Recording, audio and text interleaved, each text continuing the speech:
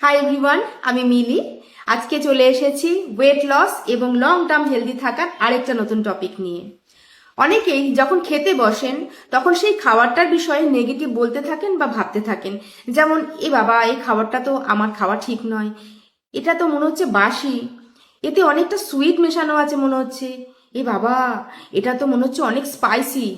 অর্থাৎ খাবারগুলোর বিষয় প্রত্যেকটা নেগেটিভ ওয়ার্ড সে ভাবছে বা বলছে।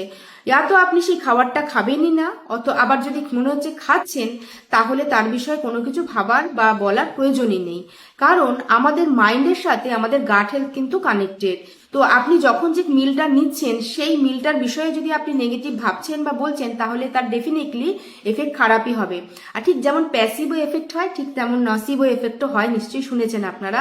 অর্থাৎ আমরা যখন খাবারটা খাচ্ছি, সেই খাবারটা নিয়ে যদি আমরা কনস্ট্যান্টলি নেগেটিভ বলি, তার ফলে আমাদের ডাইজেশনও আস্তে আস্তে স্লো হয় এবং তার ফলে আমাদের ব্লোটিং হয় এবং আমাদের ওয়েট গেনেও কিন্তু হেল্প করে। তো বি কেয়ারফুল, আপনারা তো খাবারটাকে স্কিপ করুন।